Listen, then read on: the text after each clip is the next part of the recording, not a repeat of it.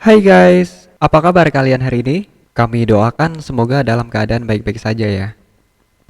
My Girl and I adalah film yang sudah tayang sejak 2005 lalu. Film yang diadaptasi dari novel dan film Jepang ini memang terkenal sebagai salah satu film Korea komedi romantis terbaik. Kisah dalam film ini memang sangat relatable dengan kehidupan sebagian besar orang. Film garapan sutradara John Hyun-soo ini bercerita tentang Kim Soo-ho yang diperankan oleh Cha Tae-yong yang menjalin kisah cinta dengan teman sekelasnya di SMA. Seorang gadis cantik yang populer bernama Baeson yang diperankan oleh Son Hye Kyo. My Girl and I menyajikan cerita cinta yang hangat dan sangat rileks dengan kehidupan sehari-hari. Inti dari film ini kurang lebih tentang bagaimana takdir itu bekerja, tentang bagaimana move on dari pacar pertama hampir sama sulitnya dengan melupakan cinta pertama, tentang bagaimana seseorang yang membuat kita membuka hati pertama kali dan mulai memahami apa itu cinta. Oke, tanpa basa-basi lagi, inilah alur cerita lengkap dari film My Girl and I.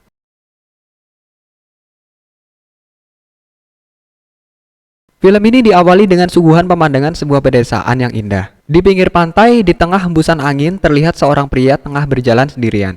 Di rel kereta api, pria itu berhenti sejenak dan memandang lautan luas, seolah ada seseorang yang memanggil namanya.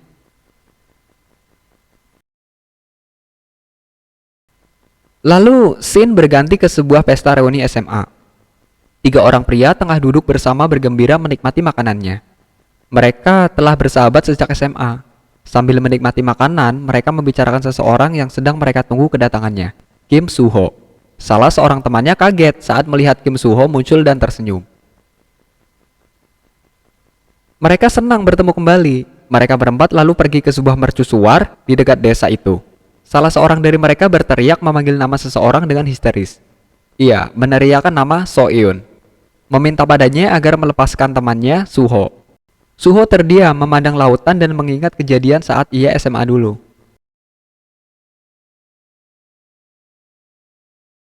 Scene berganti ke seorang gadis yang tengah berusaha menyelamatkan seseorang yang sedang tenggelam. Ia lalu menyeretnya ke tepi pantai dan baru sadar jika pijernya hilang. Ya, ia adalah Bisun. Sepulang dari pantai, Suho pergi menemui kakeknya yang merupakan seorang pembuat peti jenazah.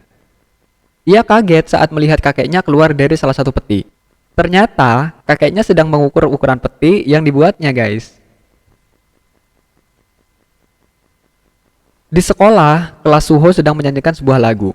Dan di sini, Suho dan Sehun ternyata sekelas.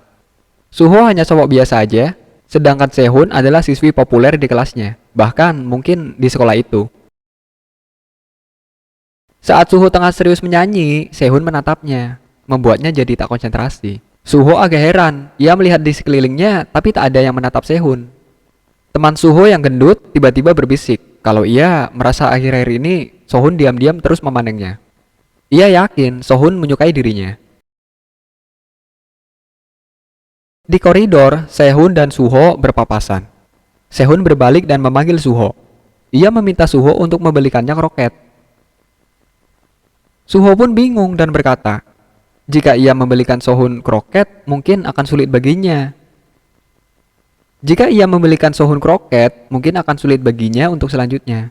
Pada akhirnya, Suho berjuang membelikan Sohun kroket, tapi karena peminatnya banyak, ia sempat berebut dengan siswa lain. Setelah mendapatkan 2 kroket, Suho segera memberikannya pada Sehun. Semua siswa di kantin bengong melihat mereka. Sewaktu pulang sekolah, Suho mengayuh sepedanya, tapi dihentikan oleh ketiga temannya. Temannya yang gendut berkata, kenapa gadis paling cantik di sekolahnya bisa menyukai Suho? Ia berkata kalau Sehun pasti sedang mempermainkan Suho karena bosan dengan cowok tampan.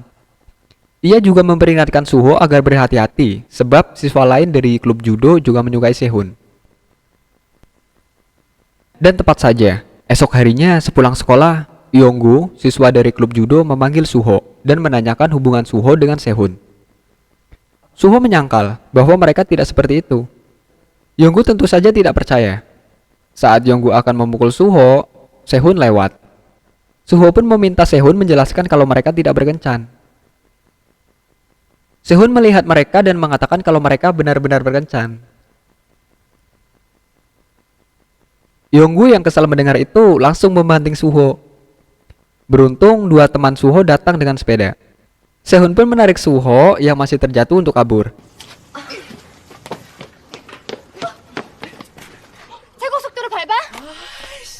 Singkat cerita, Sehun dan teman-teman barunya sampai di persawahan dekat pantai. Suho dan Sehun berboncengan sambil bercanda.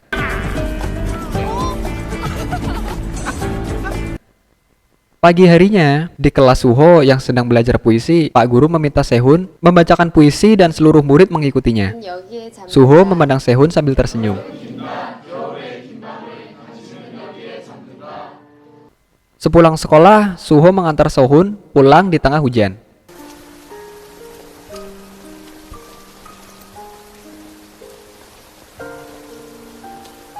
Malam harinya, mereka tiba di depan rumah Sehun. Suho memetik buah dan Sehun menuliskan nomor teleponnya di buah itu.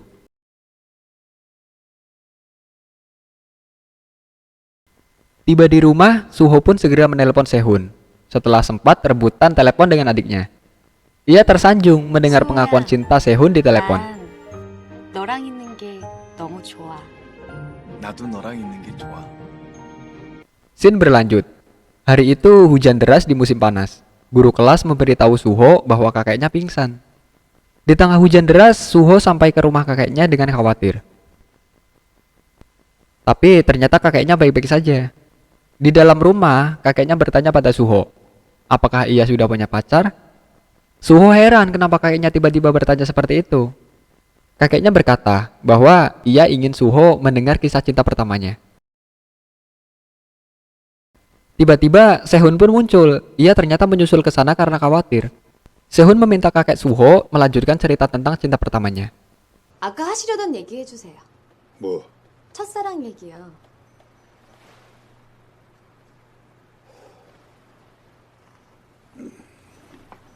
Scene pun berganti dengan flashback seorang tentara yang hendak pergi berperang.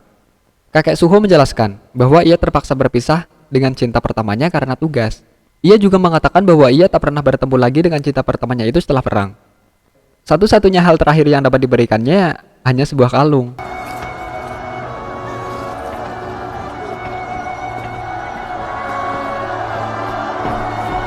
Di rumahnya, Sehun menulis diary.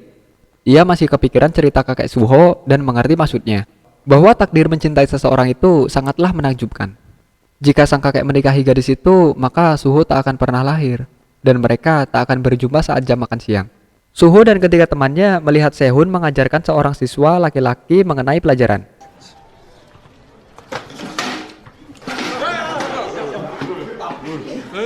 Sepulang sekolah, Suho yang masih marah karena kejadian saat jam makan siang tadi tak menghiraukan Sehun yang menunggunya di jalan.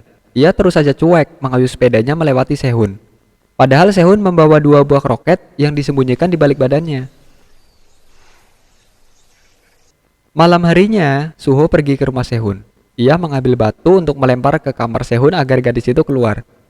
Tapi batunya malah kebesaran sehingga kaca kamar Sehun malah pecah. Suho pun kabur. Di jalan, ia menemukan telepon umum dan menelepon Sehun. Di telepon, Suho berkata bahwa setiap orang punya takdirnya masing-masing. Bagi kakeknya itu, takdirnya adalah neneknya. Bagi ayahnya, takdirnya adalah ibunya. Dan ia berharap Sehun menjadi takdirnya. Suho pun kaget karena tiba-tiba ada yang menjawabnya. Ternyata Sehun sudah ada di belakangnya. Ia ngos-ngosan karena lari mengejar Suho. Mereka berdua pun tertawa bersama. Singkat cerita, saat pelajaran musik, Suho mengajak Sehun ke sebuah pulau untuk liburan. Suho mengatakan mereka akan pergi bersama teman-temannya. 종구 여자친구 있어?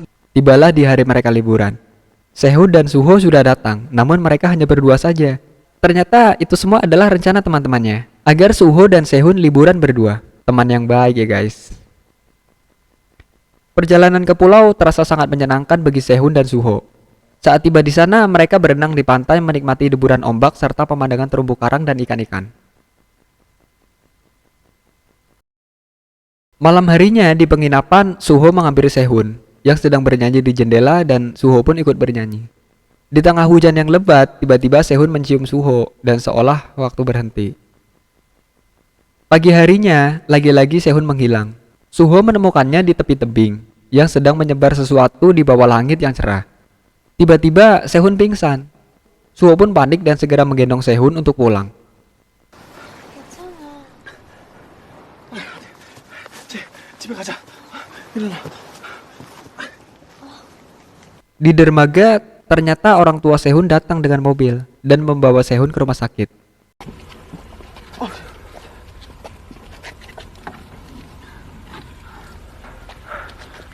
죄송합니다.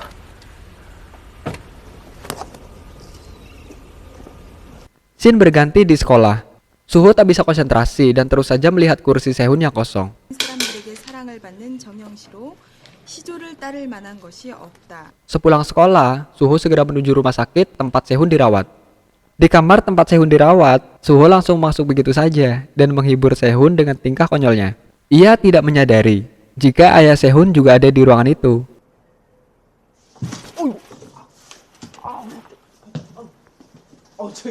저희 할아버지 못 보셨어요? 못 보셨. Saat ia akan keluar, ibu Sehun membuka pintu dan membuatnya kaget. 명실. 깜짝이야. 아이고 할아버지 회진 도세요. Di hari-hari berikutnya, Suho dan Sehun saling mengirim foto dan surat. Mereka saling membahas hal-hal yang disukai dan dibenci masing-masing. Aku sedih melihat punggung ibuku yang sedang tidur, kata Suho. Sehun pun menjawab, 난 교복. 미쳤나 봐. 저게 왜 예뻐 보이지? 난 엄마 몸에서 나는 생선 냄새가 싫어. Scene berganti. Saat pulang sekolah, Suho dan teman-temannya berencana untuk menjenguk Sehun di rumah sakit. Sampai di tangga, Suho melihat ibunya Sehun menangis. Ia langsung berlari dengan khawatir ke kamar Sehun. Saat dia membuka pintu, ia terkejut melihat ayah Sehun sendirian duduk di dekat tempat tidur. Sedangkan di tempat tidur hanya ada baju pasien. Suho pergi bertanya ke suster, di mana keberadaan Sehun. Suster berkata bahwa Sehun menghilang. Pagi itu, Suho lalu pergi dan tak sengaja mendengar bahwa pasien kamar nomor 203 terkena penyakit leukemia. Suho berkeliling mencari Sehun, mulai dari terowongan kereta api hingga mercusuar putih. Tapi tak ada Sehun di sana. Suho lalu pergi ke rumah kakeknya. Dengan langkah lesu, ia masuk ke rumah kakeknya dan kaget saat Sehun keluar dari salah satu peti mati buatan kakeknya. Sehun tersenyum begitu melihat Suho datang. 수호야. 재밌냐? 넌 그게 재밌어? Sehun menyusul Suho dan terus memanggil namanya. Tapi Suho tak mau mendengarkan. Sehun pun menangis meminta maaf. 수호야 미안해.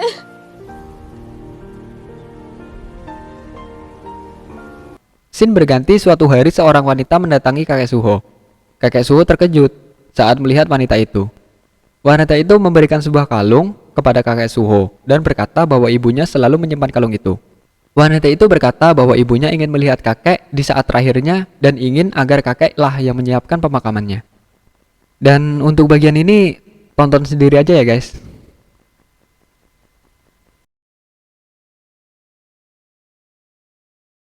Scene berlanjut. Sepulang sekolah, Suho berlari menuju kamar Sehun. Saat tiba di sana, ia kaget melihat tempat tidur Sehun sudah dikelilingi tirai pelindung. Suho sadar bahwa keadaan Sehun semakin parah. Di hari ulang tahun Sehun, Suho berhasil membeli tiket ke pulau tempat mereka liburan dulu. Ia menemui Sehun di rumah sakit sambil membawa tiket. 데려가줘 수호야.